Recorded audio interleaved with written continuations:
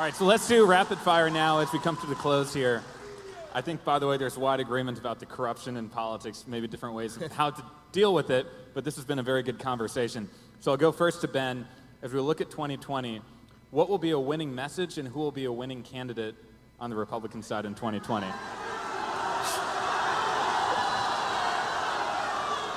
So, I think that the greatest ally that the Republicans have is the incompetence and stupidity of the Democratic Party.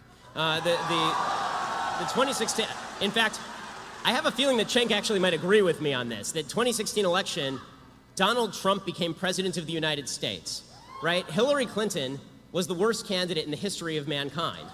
And that had, so, you know, the Republican message I never thought was a particularly losing message. I just think that what we have right now is such a polarized politics that it's going to be very difficult for anybody to pass anything in this climate. I also think that what we have almost a reactionary feel on both sides. Like, what I like about this debate is that we're actually talking about ideas, which is actually pretty rare in this sphere.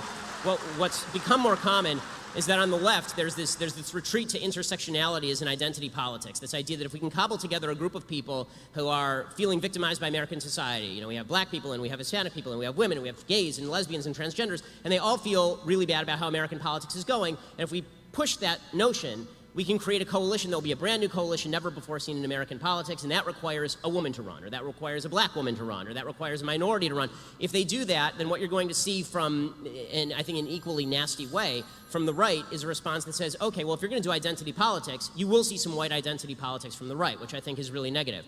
I don't want to see either of those things. What I would like to see is the Democrats campaign on the bigger, on the stronger involvement of government in your life and higher taxes program that Cenk wants them to campaign on, the Bernie Sanders, Elizabeth Warren program, and I would like to see the Republicans campaign on my program, a smaller government, libertarian program that says the government should get out of our lives as much as humanly possible. All right, and for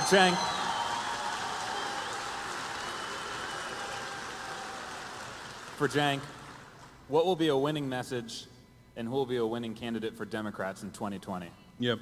So Wouldn't it be weird if this ended up being the stage? That's what I told you guys backstage. This is a presidential debate. Okay, so look, Ben, you said earlier that you didn't set up the big government, small government paradigm, but you just said you want them to run on a small government yes. platform. A less involvement in American again, lives, yes. Small government doesn't make any sense. So let's break it down. You asked me about particular issues, so I'll give you one. So you were in favor of the Iraq War. That cost us at least $1.5 trillion. Then people turn around and say to Bernie Sanders, well, I mean, college for your kids are middle class. That's unaffordable. That's way too much money. You can't do that. That costs $75 billion a year. First of all, college for your kids, you know what that's called? That's called the American dream. And for one Iraq war, for the cost of one Iraq war, we could have gotten 20 years of free college for all those kids and the American dream. So it isn't about big government or small government, it's about what do we do with the money. So that $1.5 trillion could have gone to us, could have gone to the middle class, could have gone to a better economy. Because when you go to college, you come out, you start businesses, you engage in this market, and you make things better and you employ people. We could have used that for us. Instead, we wasted it in Iraq. And by the way, I believe, Ben, you want to get tough on Iran, you want to rip up the deal, etc. If you thought the Iraq war was a waste of blood and treasure, wait till you get a load of what happens in Iran. So we're not going to make that mistake again. We're not going to make that mistake again. So what would I want on? Look, this idea of the identity, that Democrats run on identity politics, and some of them do. But let's not forget that Republicans do the same and worse. Who was the one who came up with the Southern strategy? That was the Republican Party. And the Southern strategy was, let's go get racist white voters in the South. That's a fact. So, once again, it's this wonderful capitalist invention called Google. Google it. So, two Republican chairmen have said, yes, we did do that strategy, and we apologize. So that's a fact. They're the ones who invented identity politics. So when you like identity politics when it serves your interests, but all of a sudden when we say, hey, can black people have the same rights as white people? Oh, identity politics. Can gay people have the same rights as straight people? Identity politics. It's called equality. Look into it. It's called America, okay? All right, well, I think we now know. USA, USA, USA. All right. Equality for all of us. Okay. All right. I want to respond to this is a Ben, point. just very quickly, and then we'll have to This wrap is it very up. quick, okay? Very quick. Okay, I want to respond to a point. This is a point that Cenk made last year in his debate with Dinesh repeatedly for about an hour. Was the Southern strategy with regard to the Republicans. Okay, I'd like to point out the idea that the entire South solidly moved into the Republican category because of the Civil Rights Act is historically false and has been debunked multiple times by people ranging from Sean Trent at Real Clear Politics to professors at the University of Pennsylvania. And there's a bunch of ways to debunk it, including the fact that the Congress did not switch Republican in the South until 1994. Okay, did it take 30 years for the racists to realize what was going on?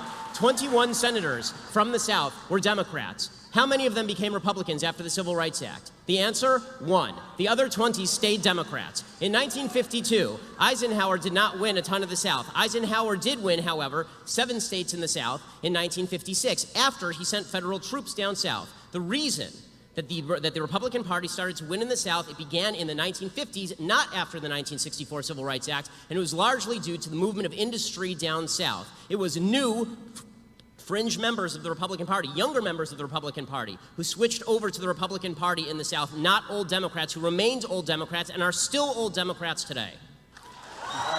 So I'm going to jump in here. Okay, I got it real quick.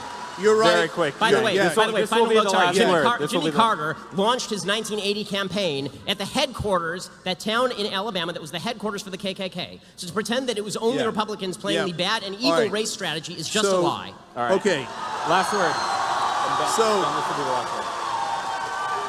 that was him responding to his own thing. Okay, so real quick, because you're right, we had a whole hour-long, almost an hour-long debate on the Southern strategy. You guys always cherry-pick certain windows of time. In this very narrow window of time, this people came to that people. I just went from 1952 to 1994. Hold on. If you're so right, why did two heads of the RNC come out and say, yes, we did the Southern strategy, and we apologize? Why did Pat Buchanan say to me on MSNBC, yes, we did the Southern strategy, yes, we got whites to vote for us in the South, and we had a good run?